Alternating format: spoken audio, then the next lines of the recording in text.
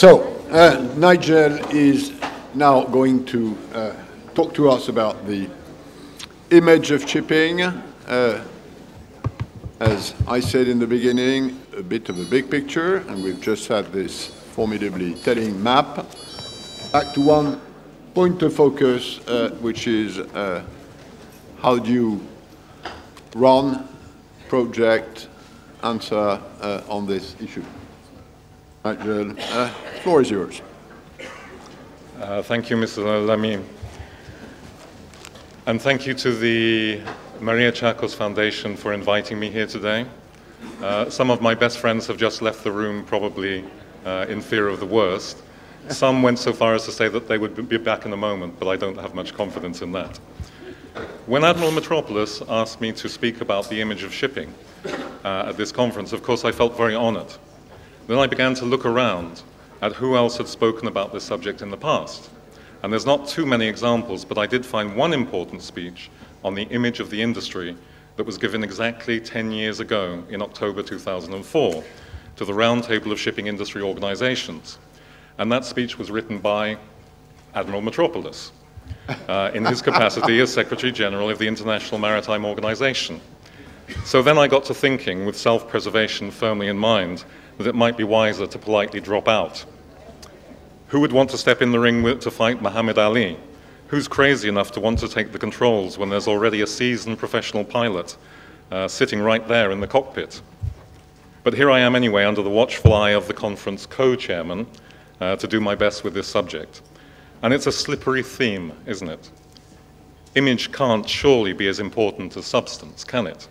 And my answer to that, of course, is no, it can't. Substance is more important. Nevertheless, image can be vital for substance too.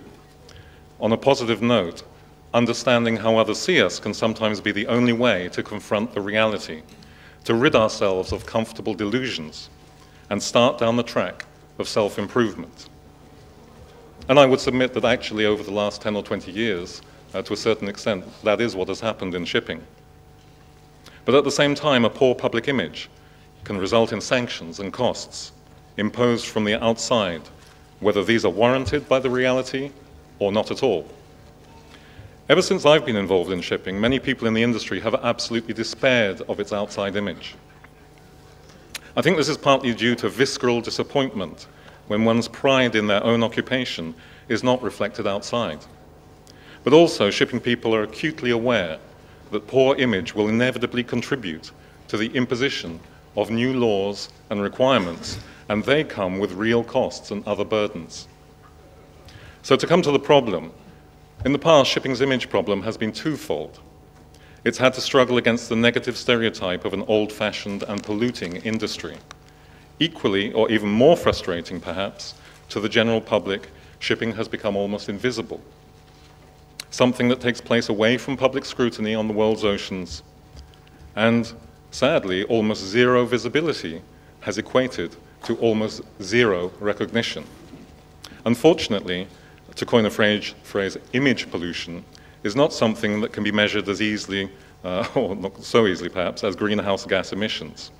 Past attempts have been made to chart the occurrence of good and bad shipping stories in the general media. Of course, the only occasions when the industry made news often enough in the past were passenger ship accidents and tanker spills. And I myself, a few years ago, I tried to conduct a straw poll among general interest media editors and reporters. And although a few of the replies were less judgmental than I actually expected, it still confirmed to me that ships were equated with tanker spills and ship owners were seen as, by and large, unscrupulous. Half of shipping's image problem, I would say, stems from its perceived negative impact on the environment. So if we hypothesize that the environment accounts for 50% of the poor image, what are the other contributing factors?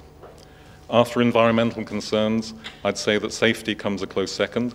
Let's give it a 30% weighting in this imaginary pie chart. This derives from its role in tanker accidents, but disproportionately the safety concerns stemming from passenger vessel tragedies. Bear in mind that the mix of factors behind public attitudes may change according to locality, so that, for example, in the Philippines, which has suffered so many dreadful ferry accidents, safety may be a much greater complaint against the industry than its green record. I feel there's another 15% of the problem may be put down to the transparency of the industry, or rather its perceived lack of transparency. So now if you're counting, you'll know that I have left a 5% slice of the pie chart unaccounted for. And I've left that much room for the contribution of the industry's perceived wealth. The public, so unaware of the industry's basics, and I understand this is probably very unpalatable, the public that really doesn't understand the first thing about shipping can hardly be expected to understand that historically the risk-rewards of the industry are perhaps not what is widely assumed. And let's get used to it, no one likes the rich, no matter how nice they might really be. And if you doubt that this element has any real repercussions in dollars and cents, think on why legislators never give the slightest consideration to what it will cost the industry to adapt to new requirements. I think there is a view that it can afford just about anything. Those who approach European bureaucrats for grants for ships to convert to greener technologies in pioneer projects tell me that, initially at least, the view is, why should we be helping ship owners? It does seem to me that there is a glass wall separating the industry from supposedly more deserving and needy land-based enterprises. As regrettable as the negative stereotypes are, it is the lack of any real public profile that is the void in which these stereotypes have been able to flourish unchecked. We live in a globalized, interdependent world where few, if any, countries are self-sufficient, and shipping is as important as it has ever been in its history. We live in the information age as well, so surely the conditions are ripe for a much wider knowledge of the shipping industry than ever before. But no, this is simply not the case. Ports and terminals are now mainly remote from urban centers, and seafarers by and large have little time to mix with locals thanks to restricted port time. The fact that shipping transports more than 80 or 90%, and the percentage seems to be a moving number, of world trade, helping to house, feed, warm, clothe, and equip most of the planet, is unknown to the vast majority of people today. And there is evidence of a popular presumption that a lot of stuff gets carried by airplane, presumably in the overhead lockers. So to turn to some of the realities and perhaps the type of solutions which exist, the shipping industry has been fairly poor at promoting itself. To be fair, it faces unique challenges. It is highly fragmented. It's global in nature, and it's focused on operations beyond national boundaries. And ladies and gentlemen, these characteristics are not very conducive to being an effective lobby or having much political clout. But also, it has been compromised by the fact that for various reasons, a large section of the industry in the past has preferred a culture of disengagement and secrecy. And I'm very much afraid also one of the messages is that you can't have your cake and eat it. However, things are changing. After years of paranoia about its public image, there have been sporadic efforts to counter this pervasive shipping blindness. Some, not all, shipping organizations have been proactive about reaching out to the media to get across shipping's positive achievements and to establish themselves as a port of call for journalists when there is a story. A good example, just to name one of several, is Intertanko, and I talked to the Tanker Owners Association before embarking on this speech. They feel that after years of deliberately cultivating relationships with mainstream news organizations, not just the trade press, a new relationship of trust has been achieved with the news agencies globally. But they are also highly conscious that this could be undone with one bad accident. Happily, this has not happened since the Prestige in 2002, and that is greatly thanks to a dramatic improvement in the tanker industry's accident record. There are now websites providing a lot of information about shipping and its contribution to the global economy. In the UK, there is the Sea Vision initiative, aimed at pointing young people towards careers and opportunities in the maritime sector. Just this year, the Women's Professional Association, Worcester UK, launched a Came by Ship campaign that has similar ambitions. Nowadays, we have industry awards and other projects that provide more of a showcase for shipping. Perhaps such initiatives are like a drop in the ocean when you look at the big picture, And indeed, it remains a struggle to make the leap from preaching to insiders like ourselves to truly break through to the mainstream public.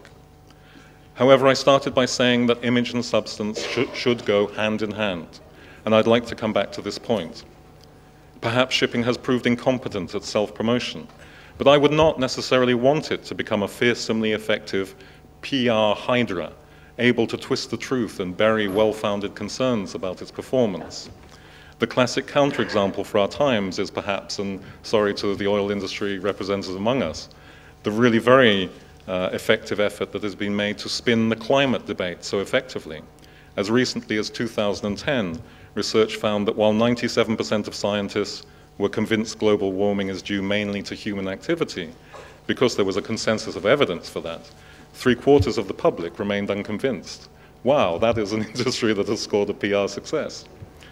Frankly, I prefer shipping as it is, slightly disheveled, still a bit amateurish perhaps, when it comes to PR and lobbying. Shipping has a good story to tell, and we must ensure that it is heard more widely, but it's important that this is based on reality. Going back to those environmental, safety, and transparency concerns, the industry has improved on all fronts. An annual average of about 300,000 tons of oil spilt accidentally in the 1970s has been reduced to a mere 5,000 tons. But the environmental focus has shifted to airborne pollution. And SOx and NOx emissions from shipping in some areas rival that of substantial countries. There is more work to be done. Greenhouse gases don't have quite the same visual power as tanker spills to tarnish the shipping industry's image, but the industry is nevertheless frequently cited as a major source of airborne pollution.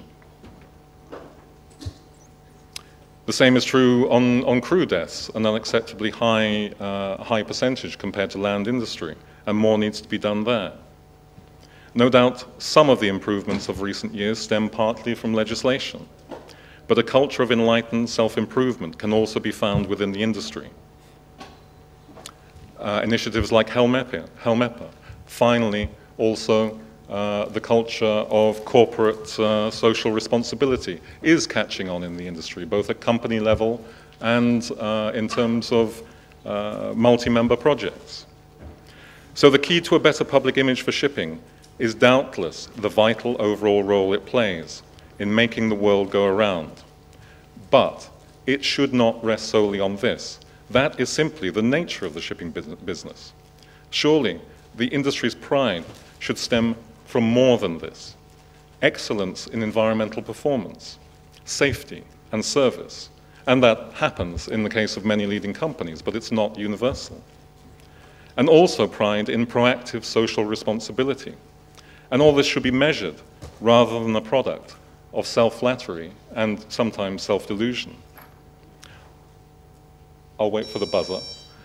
And just to conclude, I'm not pretending that this is an easy story to get across, but maybe the incessant drive for greater sustainability and more reporting may have a silver lining in terms of our image.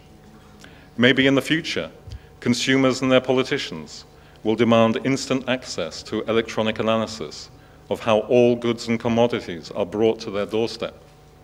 Perhaps in a few years, we will be checking transport cost and GHG emissions per unit on our iPads or phones or even watches before we unzip a banana or unwrap a bar of chocolate or go shopping for an item of clothing.